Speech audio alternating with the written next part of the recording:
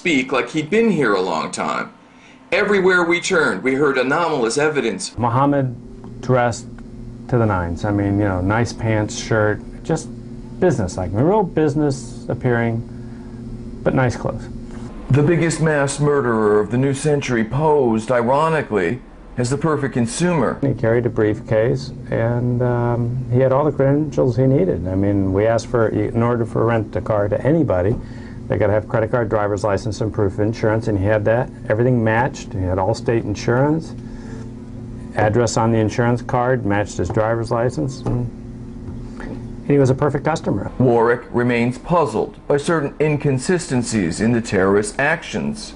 More anomalous evidence. If they were on a suicide mission, they knew they were going to be gone in a couple days. Number one, why would you go to the trouble to return the car to us 2 days before? If you got to catch a flight, like say out of Fort Lauderdale Airport to go up north, why don't you just leave the car at the airport? The heck with me. We already had a signed credit card slip. We could have put it on that credit card slip and saved yourself the aggravation. And what would you care? They bothered returning the car here, and on the last contract, we already had a signed credit card slip for Mohamed, and Marwan said, no, don't put it on his credit card. Here, put it on mine. Well, in order for us to take somebody else's credit card on a contract, you got to be on the contract.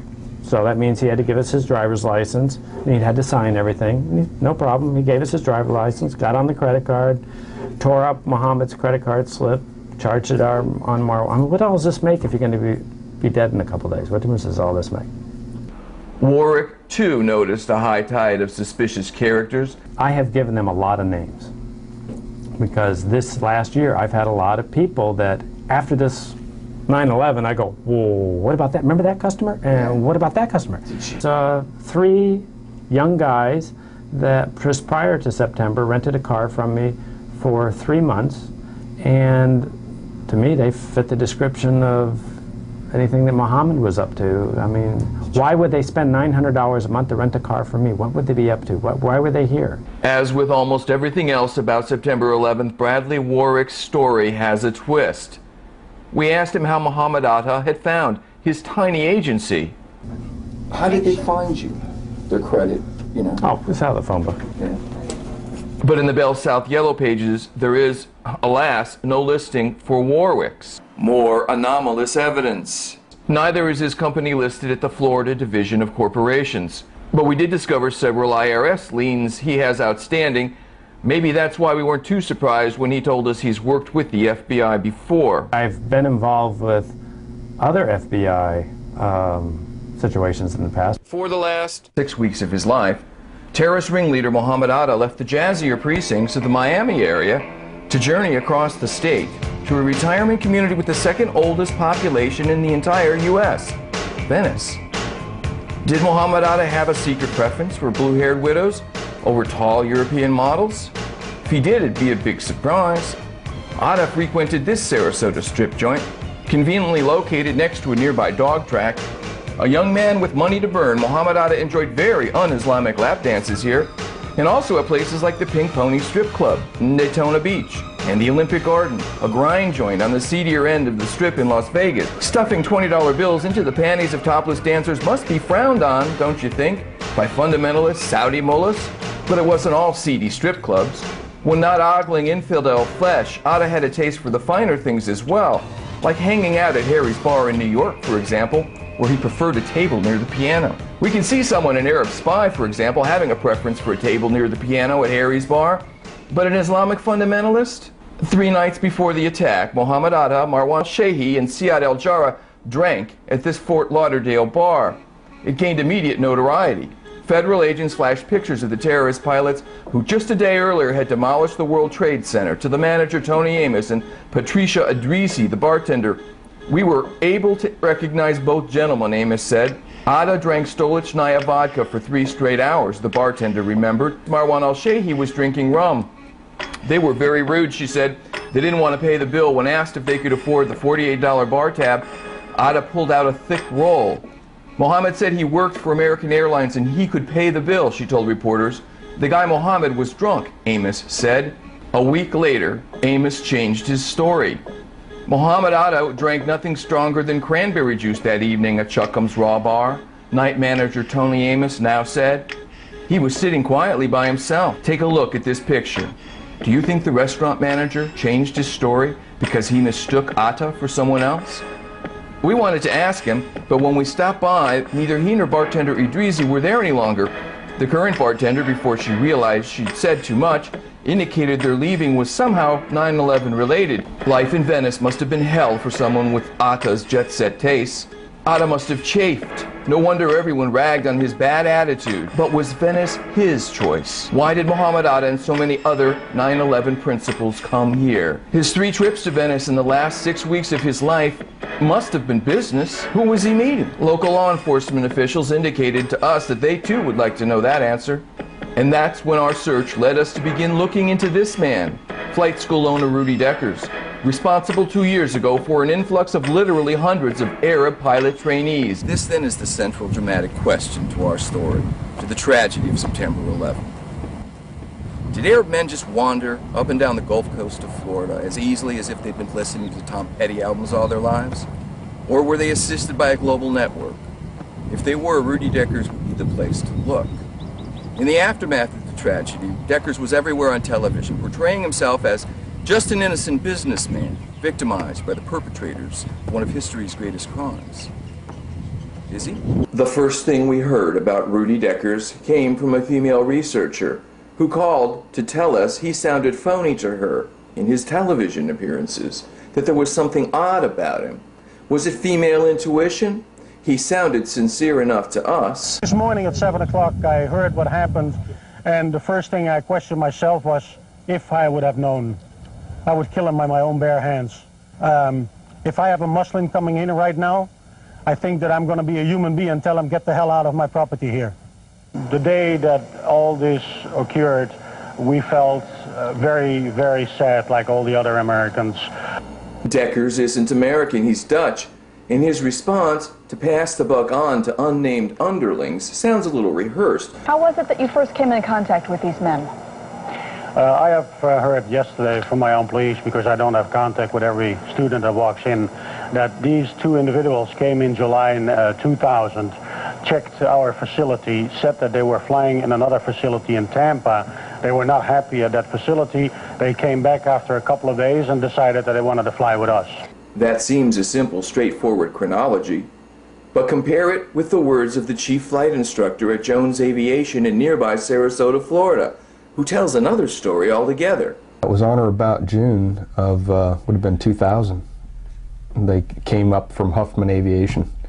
It's not our policy normally to enroll students from other schools. It has to pretty much be an exception. And in their case, I did make an exception for the reasons they gave me. Deckers said terrorist ringleader Atta was already an experienced pilot when he arrived at Huffman Aviation. So were they learning to fly from square one, essentially?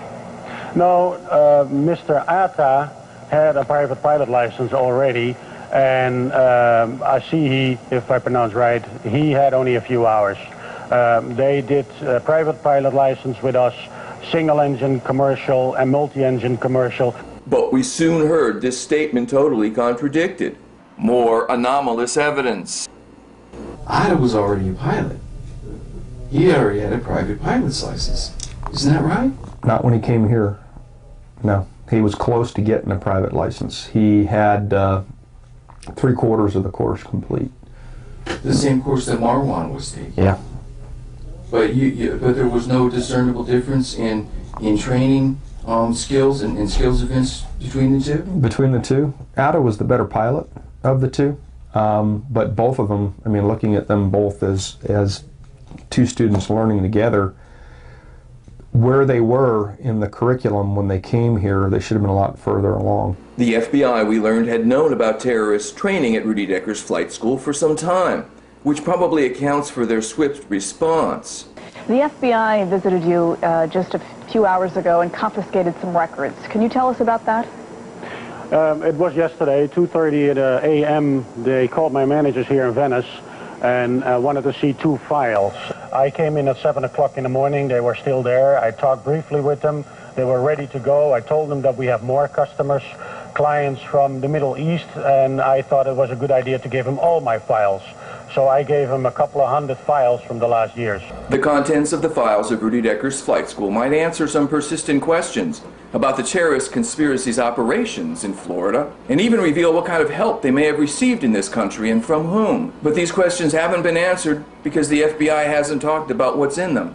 One Venice law enforcement official told us they, the FBI, loaded 2 Ryder trucks right outside the police station, then drove the trucks right onto a C-130 military cargo plane at Sarasota Airport, which flew out with Jeb Bush aboard. Since the FBI is not talking, maybe somebody should ask Jeb Bush. Then the cat got out of the bag just a little bit, as it sometimes does in the immediate aftermath of a major event. Let me ask you this. One of these men is widely considered to be responsible for a bus bombing in Israel. How was it that they could gain admittance to your school? Well, they didn't came through our paperwork like they're calling from Europe, and we know 2 months ahead that they're showing up. As I said, they came from another flight school out of Florida. Probably that flight school did all the INS paperwork with them in their country. Authorities immediately denied that the Mohamed Atta, who masterminded the demolition of the World Trade Center, was the same Mohamed Atta who had 15 years earlier blown up an Israeli bus. So there apparently were 2 separate Arab terrorists with the exact same name. But then we discovered a story from September 15th's Washington Post stating Mohamed Atta had been to International Officer School at Maxwell Air Force Base in Montgomery, Alabama, and that others of the terrorists had attended the Aerospace Medical School at Brooks Air Force Base in Texas and the Defense Language Institute in Monterey, California. 3 of the terrorists had even listed their address on their driver's license as the Naval Air Station in Pensacola, Florida, the story went on, where they participated in military exchange programs for foreign officers at the Pensacola Naval Air Station. Foreign nationals who became terrorist pilots were training at U.S. military facilities. They would most likely have had connections to Arab governments considered friendly to the United States. And that's a big story. But when the Post story ran, authorities denied it too. So now apparently there are 3 separate Mohamed Attas. Imagine that. Rudy Deckers was quick to disclaim any responsibility. He was just an innocent businessman, he told reporters. And I know it's difficult because you, in some sense, feel a little bit of responsibility, don't you? No, we don't feel responsible for what happened at all. Nothing.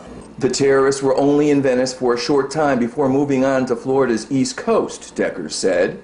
I have learned yesterday that after November 2000 that they left this facility and went to a flight school in Pompano Beach where they had additional training for jets. In later interviews, his story remained much the same.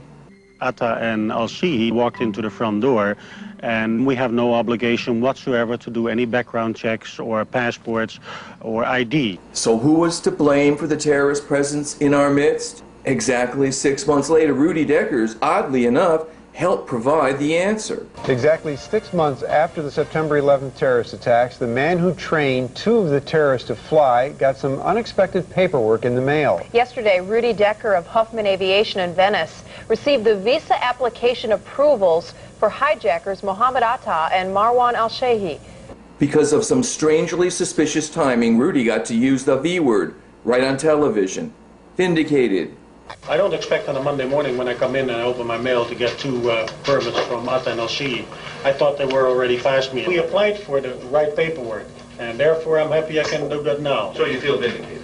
Yes. And suddenly the finger of blame was beginning to point towards the lowly INS. Decker says he was not surprised to receive the paperwork on Atta and Al-Shehi 7 months after he sent it in. He said that's actually a short time. He says the process can sometimes take up to 2 years. The INS, meanwhile, is embarrassed by this whole situation, and in a release statement says that, quote, the current system for collection and tracking information on students is outdated, inaccurate, and obsolete. Thank God for hard-hitting American journalism. Deckers got major public relations mileage out of the INS snafu. We suppose only a cynic would wonder if someone had planned it this way. The flight schools didn't do anything wrong. The government needs to look at itself and look at procedures, what they can change, so this would not happen anymore. But when the Dutch national whose flight school was the terrorist American beachhead was invited to testify before Congress about his views on preventing a recurrence